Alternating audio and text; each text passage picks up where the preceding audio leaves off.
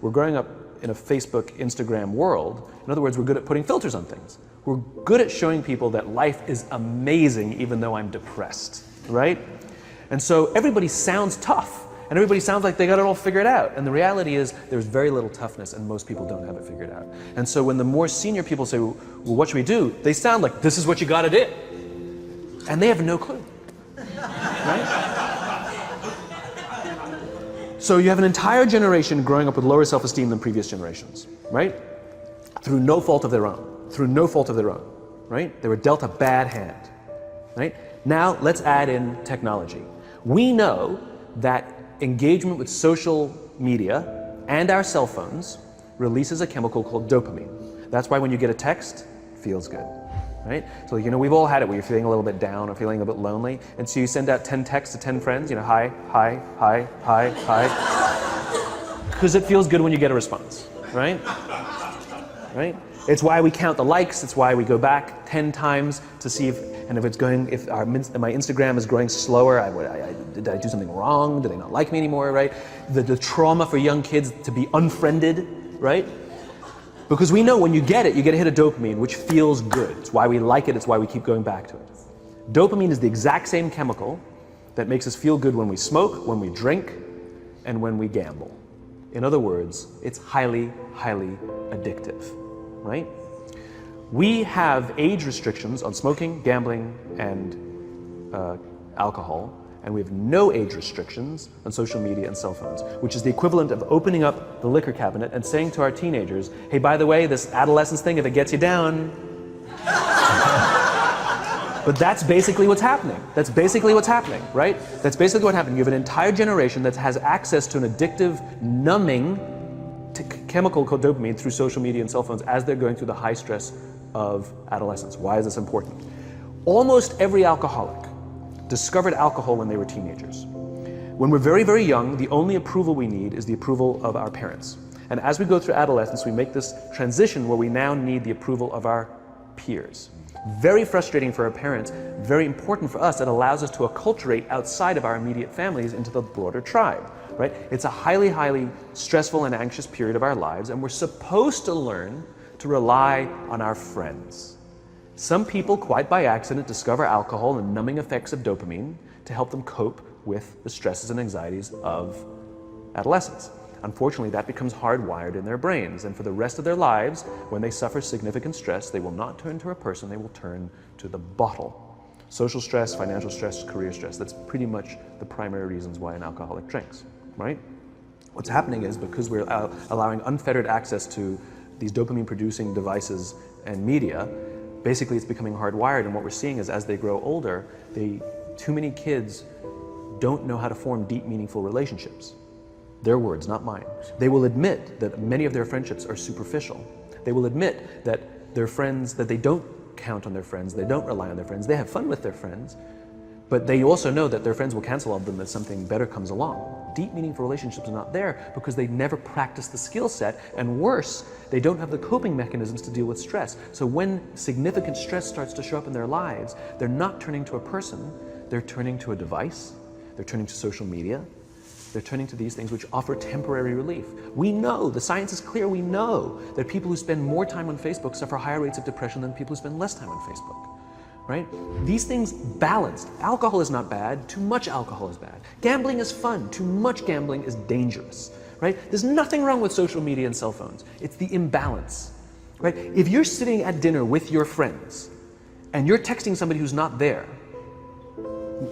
that's a problem. That's an addiction.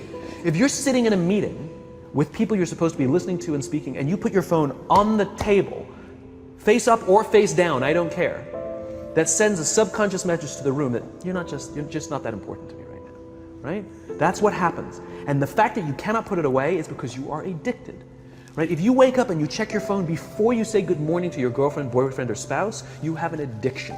And like all addiction, in time, it'll destroy relationships, it'll cost time, and it'll cost money, and it'll make your life worse, right?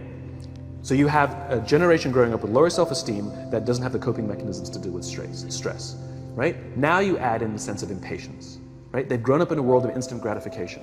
You want to buy something, you go on Amazon, it arrives the next day.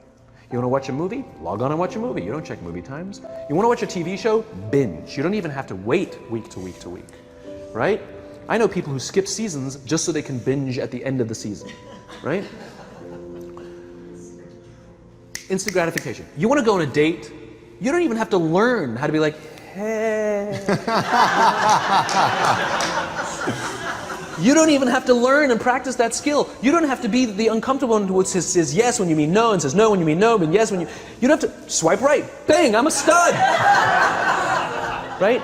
You don't have to learn the social coping mechanisms, right? Everything you want, you can have instantaneously. Everything you want, instant gratification. Except job satisfaction and strength of relationships, there ain't no app for that. They are slow, meandering, uncomfortable, messy processes. And so I keep meeting these wonderful, fantastic, idealistic, hardworking, smart kids. They've just graduated school. They're in their entry-level job. I sit down with them and I go, how's it going? They go, I think I'm gonna quit. I'm like, why? They're like, I'm not making an impact. I'm like, you've been here 8 months. You know? It's as if they're standing at the foot of a mountain and they have this abstract concept called impact that they want to have in the world, which is the summit. What they don't see is the mountain. I don't care if you go up the mountain quickly or slowly, but there's still a mountain. And so what this young generation needs to learn is patience. There should be no cell phones in conference rooms. None. Zero. And I don't mean the kind of like sitting outside waiting to text. I mean like when you're sitting and waiting for a meeting to start, this is what we all do. We all sit here and wait for the meeting to start. Meeting starting? Okay. And we start the meeting. No, that's not how relationships are formed. Remember we talked about it's the little things? Relationships are formed this way. We're waiting for a meeting to start and we go, how's your dad? I heard he was in the hospital. Oh, he's really good. Thanks for asking. He's actually at home now. Oh, I'm really glad. It was really amazing. I know, it was really scary for a while. That's how you form relationships. Hey, did you ever get that report done? Oh my God, no, I didn't. I'll help you out. Can I help you out with that? Really? That's how trust forms. Trust doesn't form at an event in a day. Even bad times don't form trust immediately. It's the slow, steady consistency. And we have to create mechanisms where we allow for those little innocuous interactions to happen. But when we allow cell phones in conference rooms, we just, okay, I had the meeting. And then my favorite is like when there's a cell phone there and you go like this, you go. It rings and you go. I'm not gonna answer that. Mr. Magnanimous, you know?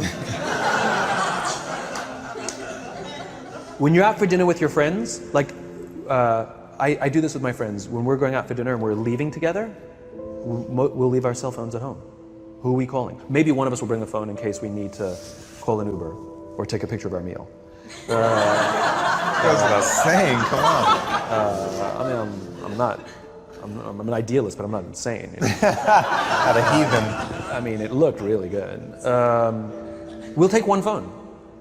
And so it's like an alcoholic. The reason you take the alcohol out of the house is because we cannot trust our willpower. We're just not strong enough. But when you remove the temptation, it actually makes it a lot easier.